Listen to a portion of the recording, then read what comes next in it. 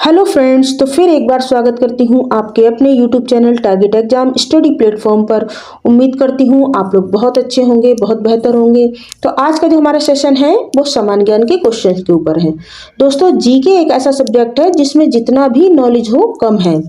परीक्षा से पहले हमको लगता है कि हमारी जो स्टडी है, हमारी तैयारी कंप्लीट है, लेकिन जैसे ही हम परीक्षा हॉल में पहुंचते हैं तो पेपर को देखकर घबरा जाते हैं, नर्वस हो जाते हैं और ऑप्शंस देखकर ऐसा ही लगता है कि ये भी ऑप्शन सही होगा, ये भी ऑप्शन सही होगा, क्योंकि उसमें ऑप्शन ही ऐसे होते हैं। लेकिन हमें परीक्षा हॉल में कंफ्यूज नहीं होना है और अपने एग्जाम को अच्छे से क्लियर करना है। तो आज का जो हमारा सेशन है ये सामान्य ज्ञान के ऊपर है और आप लोग वीडियो को शुरू से लेकर एंड तक देखिए। उम्मीद करती हूँ ये वीडियो आपके लिए काफी हेल्पफुल साबित होगा। तो चलिए शुरू करते हैं आज की वीडियो का पहला प्रश्न। देखिए, पहला प्रश्न है, भारतीय राष्ट्रीय कांग्रेस की स्थापना कहाँ हुई थी? भारतीय राष्ट्रीय कांग्रेस की स्थापना कहाँ हुई थी? इसके ऑप्शन है मुंबई, पूना, नागपुर, सतारा। तो देखिए, भारतीय राष्ट्रीय कांग्रेस की स्थापना मुंबई में हुई थी। ऑप्शन ए आपका राइट हो जाएगा। नेक्स्ट क्वेश्चन है, राष्ट्रवाद की भावना के प्रचार के लिए गणपति एवं शिवाजी उत्सव किसने प्रारंभ किया था? ऑप्शन है इसके गोपाल कृष्ण गोखले, बाल गंगाधर तिलक, बिपिन चंद्र पाल, उपरोक्त में से कोई नहीं। तो देखिए, राष्ट्रवाद की भावना के प्रचार के लिए गणपति एवं शिवाजी उत्सव जो प्रारंभ किया था वो किया था बाल गंगाधर तिलक ने। ऑप्शन बी आपका राइट हो जाएगा। नेक्स्ट क्वेश्चन है, शेर शाह का मकबरा कहाँ अवस्थित है? शेर शाह का मकबरा कहाँ अवस्थित है? पटना, सीतामढ़ी, सासाराम, रोहतासगढ़। तो देखिए, शेर शाह का जो मकबरा है वो सासाराम में अवस्थित है। इस तरह के क्वेश्चन आपके एग्जाम में बहुत पूछे जाते हैं। स्टार मार्क कर लें ऐसे क्वेश्चन को। नेक्स्ट क्वेश्चन है आपका, महमूद गजनबी के आक्रमणों में सबसे महत्वपूर्ण जो आक्रमण है वो कौन सा था? बताइए, महमूद गजनबी के आक्रमणों में सबसे महत्वपूर्ण आक्रमण कौन सा था? बहिंद पर आक्रमण, सोमनाथ पर आक्रमण, कलिंगराज पर आक्रमण या फिर नारायणपुर पर आक्रमण? बताइए। तो देखिए, इसका जो राइट आंसर होगा वो होगा ऑप्शन बी, सोमनाथ पर आक्रमण। यानी महमूद गजनबी ने जितने भी आक्रमण किए थे उसमें जो सबसे महत्वपूर्ण था वो था सोमनाथ मंदिर पर आक्रमण। नेक्स्ट क्वेश्चन, महात्मा बुद्ध को ज्ञान की प्राप्ति कहाँ हुई थी? इस क्वेश्चन को भी आप लोग स्टार मार्क कर लें। महात्मा बुद्ध को ज्ञान की प्राप्ति कहाँ हुई? पाटलिपुत्र, गंगा नदी के तट पर, इलाहाबाद संगम पर, बोधगया यानी उरुवेला निरंजना नदी के तट पर या फिर जाम्बिक ऋजुपालिका नदी के तट पर? तो देखिए, इसका जो आंसर होगा वो होगा बोधगया उरुवेला निरंजना नदी के तट पर। ऑप्शन सी आपका राइट हो जाएगा। नेक्स्ट क्वेश्चन है, चित्रकला की बंगाल शैली का अग्रदूत कौन था? किसको माना जाता है चित्रकला की बंगाल शैली का अग्रदूत? इसके ऑप्शन है नंदलाल बोस, बीसी सान्याल, यामिनी राय, अवनींद्र ठाकुर। तो देखिए, चित्रकला की जो बंगाल शैली है उसका अग्रदूत अवनींद्र ठाकुर को माना जाता। तो ऑप्शन डी आपका राइट हो जाएगा। अब देखते हैं नेक्स्ट क्वेश्चन, नृत्य के मोहिनी अट्टम रूप का विकास कहाँ हुआ था? मणिपुर, केरल में, कर्नाटक में, तमिलनाडु में, कहां पर हुआ था? तो देखिए, नृत्य के मोहिनी अट्टम रूप का जो विकास है वो केरल में हुआ था। कहां हुआ था? केरल में। ऑप्शन बी आपका राइट हो जाएगा। नेक्स्ट क्वेश्चन, सुंदरबन का डेल्टा कौन सी नदी बनाती है?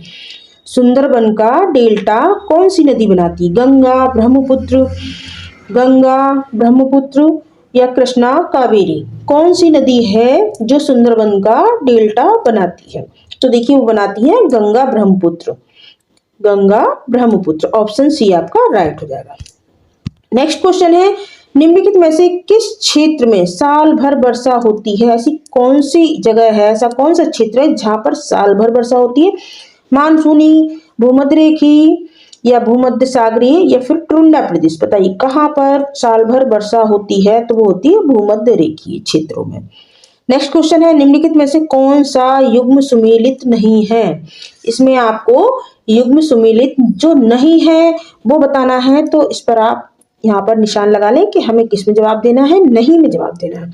देखिए, ज्वालामुखी और स्थान यहाँ दे रखे, एटना इटली बिल्कुल सही है, फ्यूजी माया जापान में है, बिल्कुल सही है, पोपा म्यांमार में है, बिल्कुल सही है। लेकिन जो आपका गलत है, जो आपका सुमेलित नहीं है वो है क्राकाटोआ इक्वाडोर, ये आपका गलत ऑप्शन है। तो ऑप्शन जो डी है वो आपका राइट हो जाएगा। ऑप्शन डी आपका राइट हो जाएगा। आप देखते हैं नेक्स्ट क्वेश्चन, क्वेश्चन नंबर 11। न्यूनतम समर्थन मूल्य का निर्धारक है, बताइए कौन है न्यूनतम समर्थक मूल्य का निर्धारक है। ऑप्शन है इसके भारतीय कृषि अनुसंधान परिषद, राज्य सरकार, कृषि लागत एवं मूल्य आयोग या फिर उपरोक्त में से कोई नहीं। बताइए कौन सा होगा इसमें। तो देखिए इसका जो राइट ऑप्शन होगा कि न्यूनतम समर्थन मूल्य का जो निर्धारक इनमें से कोई नहीं है। ऑप्शन डी आपका राइट हो जाएगा। नेक्स्ट क्वेश्चन है, बैंक दर ब्याज की वह दर है जिस पर, बताइए क्या है बैंक दर, जो ब्याज की दर है वो क्या है। वाणिज्य बैंक जनता से जमा लेते हैं या फिर केंद्रीय बैंक वाणिज्य बैंकों को ऋण प्रदान करते हैं, या सरकारी जो ऋण होता है वो जारी किए जाते हैं, या वाणिज्य बैंक अपने ग्राहकों को ऋण देते हैं। बताइए क्या हो सकता है इसका राइट आंसर। तो देखिए जो केंद्रीय बैंक होते हैं वो वाणिज्य बैंकों को ऋण प्रदान करते हैं। तो ऑप्शन बी आपका राइट हो जाएगा। नेक्स्ट आपका क्वेश्चन है, भारत सरकार के बजट के कुल घाटे में किस घाटे का सबसे अधिक योगदान है। भारत सरकार के बजट के कुल घाटे में किस घाटे का सबसे अधिक योगदान है। प्राथमिक घाटा, राजकोषीय घाटा, राजस्व घाटा या फिर आय व्यय घाटा। बताइए किसका सबसे अधिक योगदान है। तो देखिए जो राजकोषीय घाटा है उसका सबसे अधिक योगदान है। भारत सरकार के बजट के कुल घाटे में राजकोषीय घाटे का सबसे अधिक योगदान है। ऑप्शन बी आपका राइट हो जाएगा। नेक्स्ट क्वेश्चन है, भारत में अधिकतर बेरोजगारी है कैसी है। तकनीकी है, चक्रीय है, या घर्षणात्मक है, या संरचनात्मक है। किस तरह की बेरोजगारी है भारत में, बताइए। तो देखिए जो भारत की जो अधिकतर बेरोजगारी है वो है संरचनात्मक। कैसी है, संरचनात्मक। ऑप्शन डी आपका राइट हो जाएगा। नेक्स्ट क्वेश्चन है, कुटीर ज्योति योजना संबंधित है। कुटीर ज्योति योजना संबंधित है किससे है।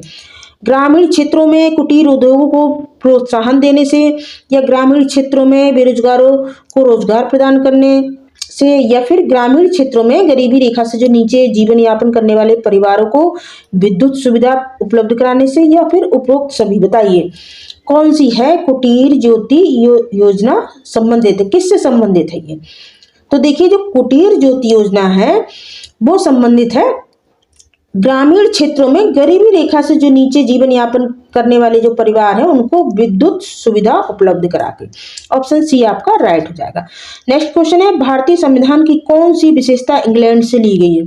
भारतीय संविधान की जो कौन सी ऐसी विशेषता है जो इंग्लैंड से ली गई है।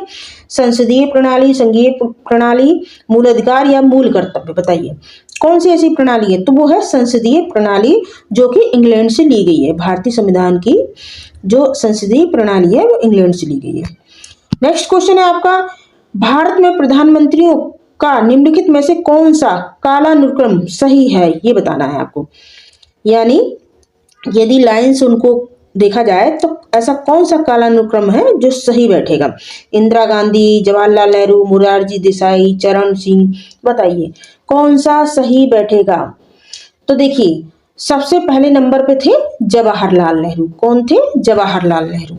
यानी दो वाला आपका पहले होगा। सबसे पहले नंबर पे थे जवाहरलाल नेहरू, फिर इसके बाद थे इंदिरा गांधी। कौन थी, इंदिरा गांधी। इसके बाद थे मोरारजी देसाई और उसके बाद चरण सिंह।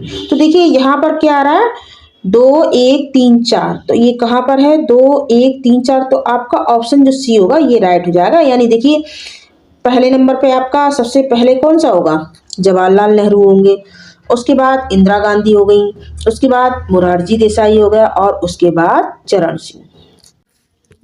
आप देखते हैं क्वेश्चन नंबर 18, एकल हस्तांतरणीय मतदान पद्धति में हर मतदाता व्यक्त कर सकता है। बताइए किसको व्यक्त कर सकता है हर मतदाता।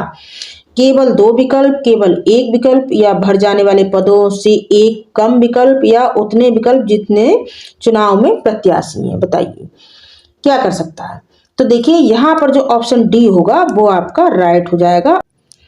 एकल जो हस्तांतरणीय मतदान पद्धति है इसमें हर मतदाता व्यक्त कर सकता है उतने विकल्प जितने चुनाव में प्रत्याशी हैं। तो ऑप्शन डी आपका क्या हो जाएगा, ऑप्शन डी आपका राइट हो जाएगा।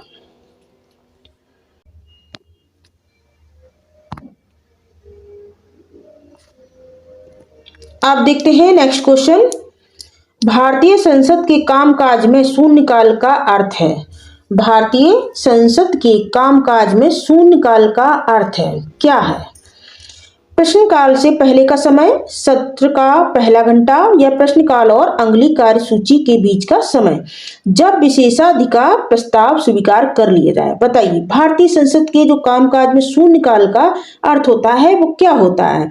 तो देखिए भारतीय संसद के कामकाज में जो शून्यकाल का अर्थ होता है वो होता है प्रश्नकाल और अगली कार्यसूची के बीच का समय। तो ऑप्शन सी आपका राइट हो जाएगा, प्रश्नकाल और अगली कार्यसूची के बीच का समय। नेक्स्ट है आपका आत्मकथा द इंडियन स्ट्रगल के लेखक कौन है? एनी बेसेंट, सुभाष चंद्र बोस, चित्तरंजन दास, सरदार वल्लभ भाई पटेल। तो देखिए आत्मकथा द इंडियन स्ट्रगल, इसके लेखक है सुभाष चंद्र बोस। ऑप्शन बी आपका राइट हो जाएगा। नेक्स्ट क्वेश्चन है हीमोग्लोबिन का कार्य है। हीमोग्लोबिन का कार्य है एमिनो अम्ल उपलब्ध कराना, ऑक्सीजन ले जाना, एंजाइम उपलब्ध कराना, या उत्सर्जन में सहायता करना। तो देखिए हीमोग्लोबिन का जो कार्य होता है वो होता है ऑक्सीजन ले जाना। Option B is the right answer. Next question है मलेरिया रोग के जो परजीवी का वाहक होता है, बताइए कौन होता है? मलेरिया रोग के परजीवी का वाहक है मादा एनोफ्लीज, सीसी मक्खी, या बालू मक्खी, या उपरोक्त में से कोई नहीं। तो देखिए मलेरिया रोग का जो परजीवी वाहक होता है वो होता है मादा एनोफ्लीज। ऑप्शन ए आपका राइट हो जाएगा।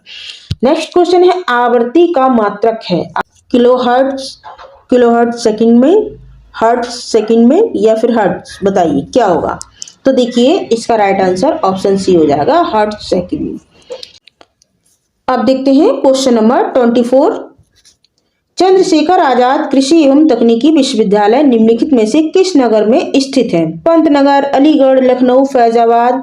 देखिए एक ऑप्शन यहाँ पर आपका गलत लिखा हुआ है, यहाँ आपका होना चाहिए था कानपुर। क्या होना चाहिए था? कानपुर होना चाहिए था। मैं यहाँ पर लिख दे रही हूँ कानपुर। आप देखते हैं चंद्रशेखर आजाद कृषि एवं तकनीकी विश्वविद्यालय निम्नलिखित में से किस नगर में स्थित है? पंतनगर, कानपुर, लखनऊ, फैजाबाद। कहाँ पर स्थित है? तो ये आपका है कानपुर में। कहाँ पर है? कानपुर में। तो ये आपका राइट ऑप्शन बी हो जाएगा। बी आपका राइट ऑप्शन हो जाएगा। नेक्स्ट क्वेश्चन है उत्तर प्रदेश के निम्नलिखित में से कहाँ कृषि विश्वविद्यालय है? उत्तर प्रदेश में निम्नलिखित में से कहाँ पर कृषि विश्वविद्यालय है? देखिए इसके ऑप्शन देख लेते हैं, गोरखपुर, बरेली, लखनऊ, या फिर फैजाबाद। कहाँ पर है ये? तो देखिए ये है फैजाबाद। कहाँ पर है? उत्तर प्रदेश में निम्नलिखित में से जो आपका कृषि विश्वविद्यालय है ये फैजाबाद में, उत्तर प्रदेश के फैजाबाद में। तो ऑप्शन डी आपका राइट हो जाएगा। आप देखते हैं क्वेश्चन नंबर 26। लखनऊ में कला एवं शिल्प महाविद्यालय की जो स्थापना है वो कब की गई थी? वर्ष 1911 में, वर्ष 1920 में, वर्ष 1962 में, या फिर वर्ष 1950 में? बताइए लखनऊ में कला एवं शिल्प महाविद्यालय की जो स्थापना है वो कब की गई थी? तो ये की गई थी वर्ष 1911 में। Option A is the right answer. Next question देखते हैं उत्तर प्रदेश वर्ष 1920 में भारतीय कला परिषद की स्थापना कहाँ की गई? वाराणसी में, लखनऊ में, इलाहाबाद में, मिर्जापुर में? कहाँ पर हुई थी भारतीय कला परिषद की स्थापना? तो ये हुई थी वाराणसी में। कहाँ पर हुई थी? वाराणसी में। नेक्स्ट क्वेश्चन है वर्ष 1977 में राष्ट्रीय पुलिस आयोग का गठन किस सरकार में हुआ था? बताइए वर्ष 1977 में राष्ट्रीय पुलिस आयोग का गठन किस सरकार में हुआ था? इंदिरा गांधी की सरकार में, जनता पार्टी की सरकार में, चौधरी चरण सिंह की सरकार में, या फिर उपरोक्त में से कोई नहीं? तो देखिए वर्ष 1977 में राष्ट्रीय पुलिस आयोग का जो गठन था वो जनता पार्टी की सरकार में हुआ था। किसमें हुआ था? जनता पार्टी की सरकार में हुआ था। आप देखते हैं नेक्स्ट क्वेश्चन। पुलिस विभाग के प्रधान अधिकारी हैं, पुलिस विभाग के प्रधान अधिकारी हैं कौन है? DG, DIG, IG, SSP? बताइए कौन होता है पुलिस विभाग का जो प्रधान अधिकारी होता है वो कौन होता है? तो देखिए वो होता है डीजी। कौन होता है? डीजी होता है। Option A is the right answer. Next question है, सबसे लंबी खाद्य श्रृंखला मिलती है, बताइए सबसे लंबी जो खाद्य श्रृंखला होती है वो कहाँ मिलती है? घास के मैदानों में, वनों में, समुद्र में या फिर मरुस्थल में? तो देखिए जो सबसे लंबी जो खाद्य श्रृंखला होती है वो होती है घास के मैदानों में। कहाँ होती है? घास के मैदानों में। तो friends, thanks for watching. Video आपको अच्छा लगा हो तो इसको ज़्यादा से ज़्यादा शेयर करें और चैनल को सब्सक्राइब करें। मिलते हैं कल एक नई वीडियो में एक नए टॉपिक के साथ। Thank you, take care.